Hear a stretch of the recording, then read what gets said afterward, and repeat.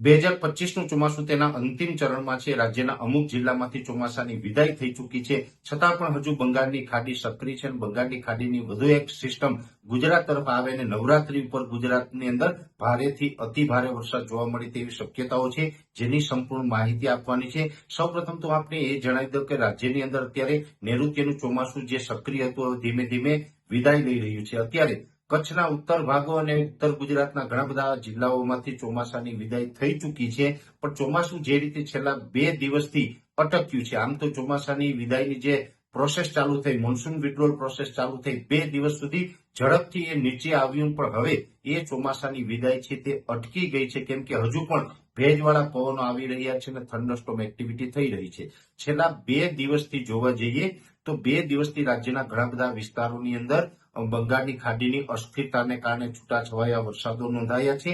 જે જગ્યાઓ ઉપર વરસાદો નોંધાયા છે ત્યાં ગાજવીજ અને પવન સાથે તોફાની વરસાદ પડ્યા છે। અનેક વિસ્તારોની અંદર લગભગ 1 થી લઈને 4 ઇંચ સુધીના વરસાદ નોંધાયા છે, જેની અંદર દક્ષિણ ગુજરાતના સુરત સહિતના અનેક જિલ્લાઓની અંદર વરસાદ નોંધાયો, તો એ સાથે મધ્ય ગુજરાતના અમદાવાદ અને આસપાસના વિસ્તારોમાં પણ હળવાથી મધ્યમ વરસાદ જોવા મળ્યા છે। સૌરાષ્ટ્રની અંદર પણ છેલ્લા 2 દિવસથી જૂનાગઢના કોઈ ભાગો, અમરેલી, ગીર સોમનાથ, ભાવનગર અને બોટાદના છૂટાછવાયા વિસ્તારોની અંદર 1 થી 4 ઇંચ સુધીના વરસાદો નોંધાયા છે। આ વરસાદ છે હજુ પણ લગભગ 22 સપ્ટેમ્બર સુધી કન્ટિન્યુ છૂટાછવાયા વિસ્તારોની અંદર જોવા મળે તેવી સંભાવનાઓ છે। 22 તારીખથી પછી આમ તો નવરાત્રી શરૂ થવા જઈ રહી છે। નવરાત્રી ઉપર પણ લગભગ માની શકાય કે શરૂઆતના દિવસમાં છૂટાછવાયા વરસાદ વરસી શકે છે। જો કે શરૂઆતના દિવસમાં વરસાદ હશે એ વરસાદ એકદમ છૂટાછવાયા અને સામાન્ય વરસાદ હશે, પણ નવરાત્રીના જે છેલ્લા દિવસો હશે એમાં ભારેથી અતિ ભારે વરસાદની સંભાવનાઓ છે।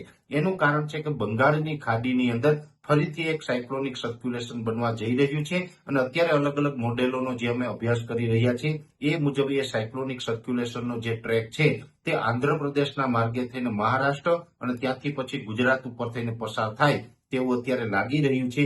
જો આ ટ્રેકમાં કોઈ ફેરફાર ન થાય તો નવરાત્રીના છેલ્લા દિવસોમાં એટલે કે 28 સપ્ટેમ્બરથી લઈ અને 2 ઓક્ટોબર સુધી રાજ્યની અંદર સામાન્યથી મધ્યમ અને અમુક વિસ્તારમાં મધ્યમથી ભારે વરસાદ, તો આઇસોલેટેડ વિસ્તારની અંદર ભારેથી અતિ ભારે વરસાદ નોંધાય તેવી શક્યતાઓ છે। આની અંદર સૌથી વધારે તીવ્રતા છે દક્ષિણ ગુજરાત અને સૌરાષ્ટ્રના ભાગોની અંદર જોવા મળે તેવું અનુમાન છે। એ પછી જે કચ્છના ભાગો હશે, ઉત્તર ગુજરાત અને મધ્ય ગુજરાતના વિસ્તારોમાં પણ સામાન્યથી મધ્યમ વરસાદની સંભાવનાઓ રહેલી છે। એટલે જે ચોમાસાની વિદાયની શરૂઆત થઈ હતી એ હવે થોડીક લેટ થશે અને આમ તો જે ચોમાસું અત્યારે જે અટકી પડ્યું છે એ ચોમાસું ત્યાં જ અત્યારે સ્થિર થઈ જશે।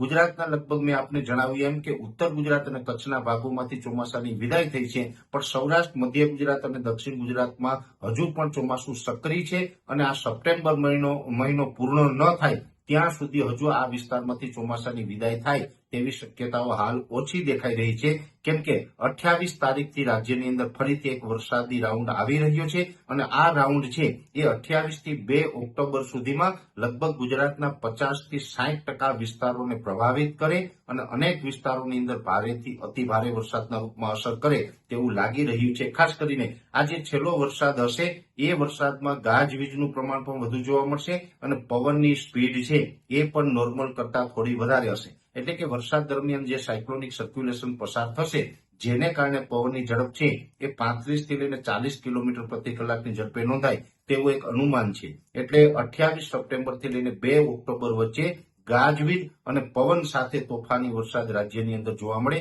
તેવું એક અનુમાન છે અને આ સમયગાળા દરમિયાન નવરાત્રીનો પણ પર્વ હશે અને એ સાથે ખેડૂતોને ખેતી પાકનું હાર્વેસ્ટિંગ પણ ચાલતું હશે, એટલે દરેક જગ્યાએ ગુજરાતીઓને નુકસાની જાય તેવી સંભાવનાઓ હાલ અમને દેખાઈ રહી છે। અત્યારે ટ્રેક છે એ મુજબની આ વાત કરવામાં આવી છે। જો આ ટ્રેકની અંદર કોઈ ફેરબદલ થશે તો ચોક્કસથી અમારા તરફથી આપને માહિતી આપવામાં આવશે।